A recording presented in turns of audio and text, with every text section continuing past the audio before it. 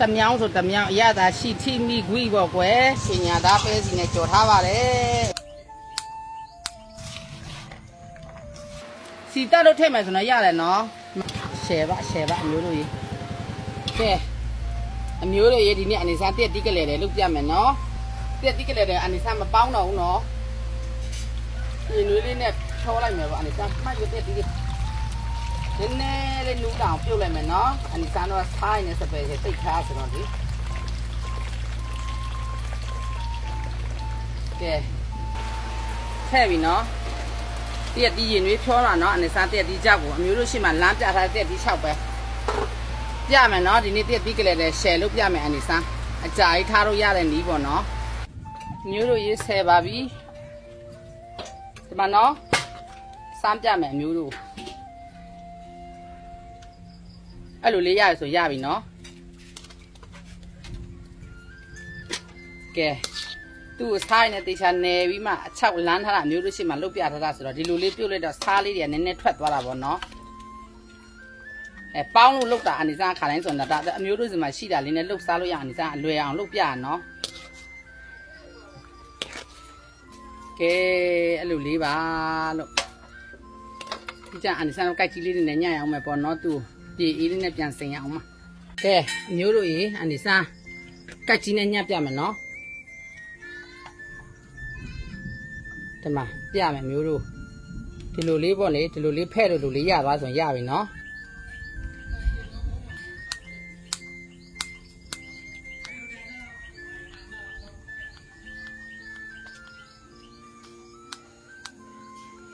ကဲအမျိုးတို့ရေ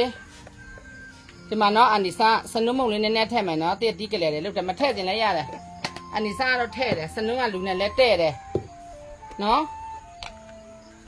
အယောင်တင်မုံထည့်တယ်အန်ဒီဆန်းထည့်ရမြပစ္စည်းတို့အမျိုးတို့လိုက်ထည့်စရာမလိုမကြိုက်ရင်မထည့်လို့ရတယ်နော်ဒါအဓိကလည်းမဟုတ်ဘူးဒီရုပ်ဒီတမ်းမုံကတော့အစ်စ်ပဲသုံးထားရနော်အန်ဒီစာဒါမစားနိုင်လည်းမထည့်နဲ့ပေါ့ဟောဒီမှာတကြားကဲဒီမှာရော့မဆလာတရုတ်မဆလာတွေပါလေနော်ဖားကြောင်းမုံတွေပါထည့်ချင်တယ်ဆိုလည်းရတယ်နော်ကဲရပါပြီလို့နေပြီနော်ဒါလေးရောသမပြီးမွေရတာပေါ့ကွယ်ရွလေးနေရတာပေါ့နော်ဒါစားတော့ထည့်စရာမလိုတော့ဘူးအန်ဒီဆန်းတော့စားရလဲစပယ်နေချက်လမ်းတော့ကလည်းအမျိုးတို့တွေ့မှာပါ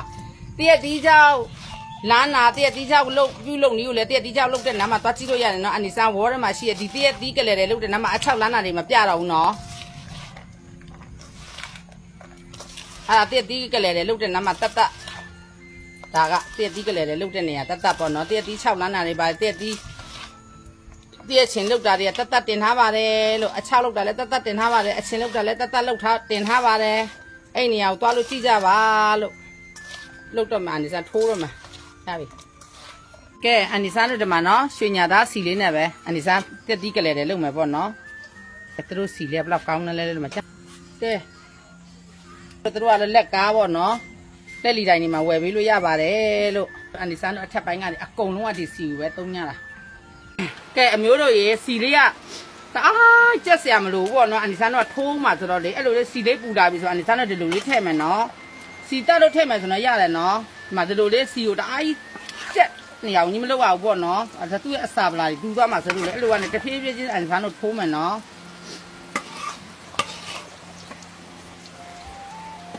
ကဲထည့်ပြီးတော့ကဲအချိုမုံလေးလည်းထည့်မယ်ပေါ့နော်နည်းနည်း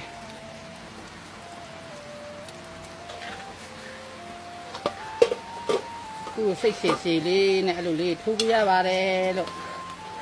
ဟောတက်တီးကလေးတွေလုတ်တယ်ဆိုတာလေစီတတ်မှလုတ်လို့ရတာမိုးအေးခဲသွားမဲ့စီမျိုးတွေစားအောင်စီတွေအမျိုးတွေလည်းလုတ်လို့မရအောင်နော်ပဲစီတစ်မျိုးတည်းနဲ့ဒါလုတ်ပါတယ်လို့အန်ဒီဆန်းကအဲ့ဒါမျိုးတို့လည်းအန်ဒီဆန်းသုံးတဲ့စီလေးတွေကိုတိခိုင်းစေချင်လို့နော်ကဲ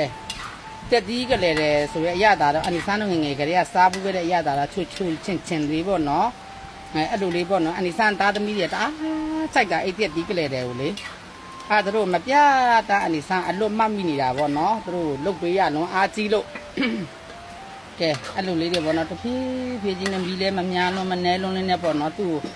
ရဲ့ပါဝင်ပစ္စည်းလေးတွေကြက်သွားအောင်ပေါ့နော်ဒီလိုလေးထိုးရတာ ဟွာတွေပေါ့နော်ငရုတ်သီးမုံနေပါတယ်ငရုတ်သီးတွေကိုလည်းစီတက်ပြီးမှလုံလဲရတယ်နော်အန်ဒီဆန်အရင်တော့တစ်တော်ထဲမှာလုတ်ပြထားတဲ့စီလေးတက်ပြီးမှလေဒါကတော့စီအများကြီးထည့်ရတယ်ဆိုတာလှနဲ့ချီပြီးထားခြင်းတဲ့လူတွေအတွက်လုတ်ပြတာနော်ဒါပလင်းထဲမှာလည်းအေးခမ်းလို့စီလေးကအပေါ်မှာရှန်နေတယ်ဆိုရှယ်ပါကဲအဲ့လိုလေးလုတ်ရပါတယ်လို့အမျိုးတို့ရေဒီမှာနော်အန်ဒီဆန်ကဒီလိုဥလေးတွေတုံးထားတယ်နော်အမျိုးတို့ချက်သွန်ဖြူဥကြီးတွေတဲ့ဆန်ဒီလိုဥသေးလေးတွေကကျမ်းမကြီးနဲ့လည်းညီညွတ်တယ်ဒါလေးတွေကောင်းတယ်နော်ဒီလိုဥလေးတွေကိုထည့်ပါလို့ဒီလိုဥလေးကြဟွာပေါ့နော်တစိဆိုတစိတစိဆိုတစိတမြောင်းဆိုတမြောင်းအရသာရှိထိမိခွီပေါ့ကွယ်အနေစားကောင်းတာလေးတွေမျှဝေပေးတာနော်မျိုးတို့စားစေခြင်းလို့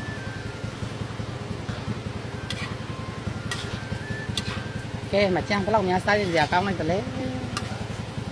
ရှယ်ပါမျိုးတို့ကြီးကဲမကြည့်နော်အဲ့လိုလေးလှုပ်စားကြပါစီးပွားပြည့်လှုပ်ရောင်းမယ်ဆိုတော့အဲ့လိုလေးတွေလှုပ်ရောင်းကြနော်သူများကိုမေတ္တာစေတနာထားလို့ပဲစီတန်တန်လေးတွေပဲစီကောင်းကောင်းလေးတွေနဲ့လှုပ်တော့ကိုလည်းကိုပစ္စည်းခိုင်မာတဲ့အကြောင်းပြောနိုင်တာပေါ့နော်ကဲရှင်ညာသားပဲစီနဲ့ကြော်ထားပါတယ်အမျိုးတို့ကြီးအေးရဆက်ကောင်းတာနော်သူတို့စီကအထစ်ကလေးပြောပြစရာကိုမလိုတာအနိစာနေ့စဉ်ချက်နေတာပြရအနိစာစောင်းစီလေးပါတရက်တလေဝယ်ခတ်ရတာပေါ့နော်အားစစ်စင်းရတာအဲ့လိုမျိုးရက်တည်ဆောင်ကဲအားလုံးကြီးကောင်းကြပါပြီသမီးမိန်ကြပါစေ